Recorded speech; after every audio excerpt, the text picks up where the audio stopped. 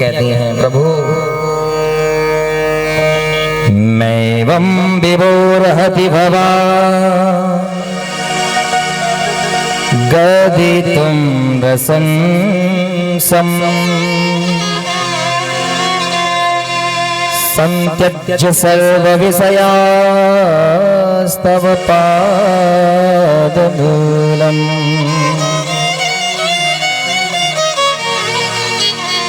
और गोपियां रोकर कहती हैं गोविंद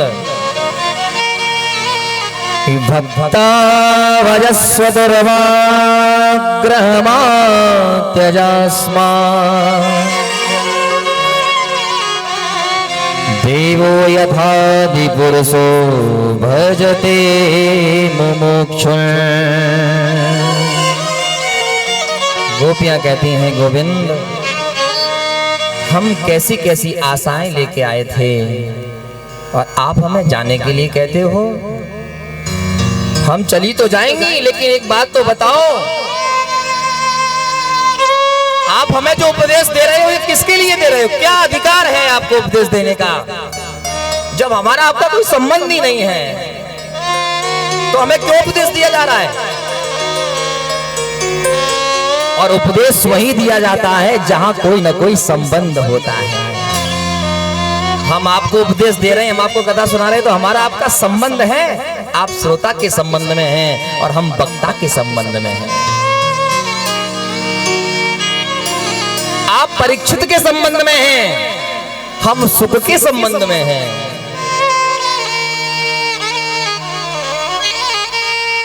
और आप जो हमें उपदेश दे रहे हैं हमारा आखिर संबंध क्या है ये तो बताइए। हम जानते हैं कि आपकी दृष्टि में हमारी कोई कीमत नहीं है। क्यों? क्योंकि हम पढ़ी लिखी नहीं हैं, हम जानकार नहीं हैं, हम ठहरी अनपढ़ ग्वालिन, गवार ग्वालिन, दूध दही माखन को बेचने वाली। हम तो आपकी निःशुल्क दासी है ना, इसलिए आप हमें त्याग रहे हो। और सुनिए, ये उपदेश हमें नहीं सुनना आपका, ये उपदेश अपने पास रखिएगा। अब किसी को जबरदस्ती बिठाकर, जिसका मन ना हो और हम जबरदस्ती बिठा लें कि बैठो सुनना ही पड़ेगा। तो उपदेश तो वो होता है जो प्रेम से सुना जाए, जबरदस्ती सुनाया ना जाए।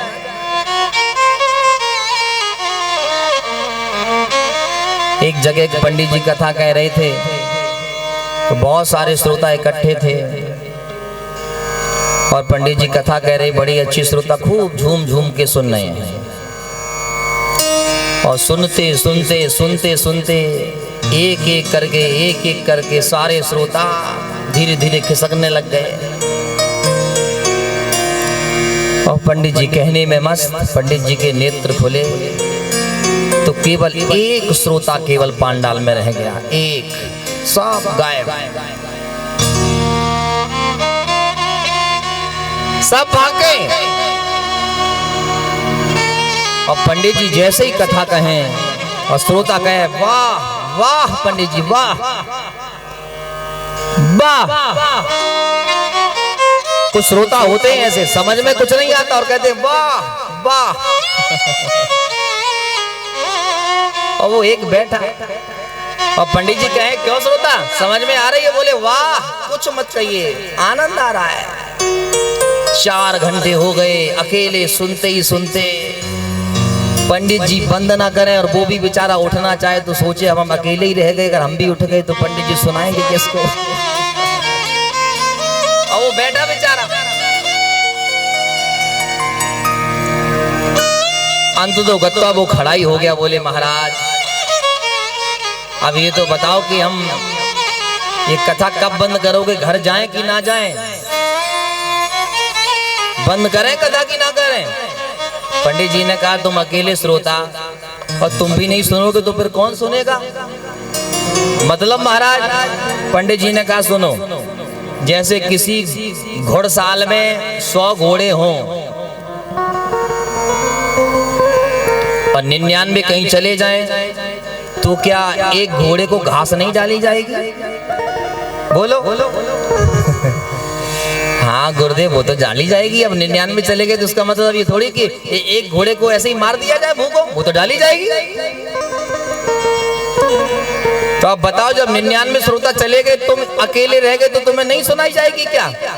अब वो एकदम छूटते ही बोला, बोले गुरुजी वो तो ठीक है, लेकिन ये भी तो ठीक नहीं है कि 99 घोड़ाओं की घास एक ही घोड़ा को डाल दो। ये भी तो सही नहीं है भाई। और 99 घोड़ाओं की घास एक घोड़ा खाएगा तो क्या होगा? गड़बड़ हो जाएगा।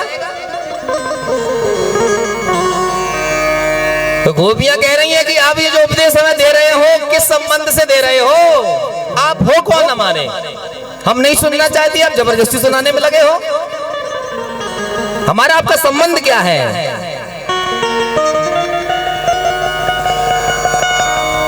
और उपदेश उसको ही दिया जाता है प्रभु, सुनने वाले के मन में सुनाने वाले के प्रति श्रद्धा होनी चाहिए।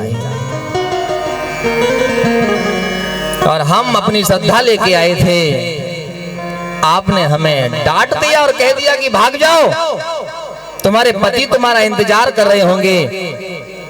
अब प्रभु आप हमें उपदेश नहीं दे सकते। अब गोपियों ने भगवान से प्रार्थना करी, गोविंद, एक पंडित जी थे, जब वो विदेश जाने लग गए तो उनकी पंडितानी बड़ी पतिव्रता थी। उन्होंने कहा कि आप तो विदेश जा रहे हो, हम आपको बिना खिलाए कभी खाती नहीं हैं, तो हम क्या करें, आप चले जाओगे तो पंडित जी अपना एक फोटो दे गए और कहा इसमें खिला दिया करना और खा लिया करना। वहाँ भगवान ने कहा फिर आगे बताओ।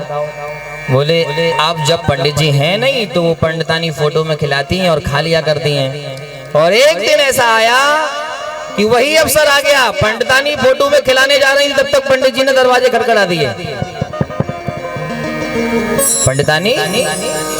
पंडितानी निकल के आ गई और घर में ले आई।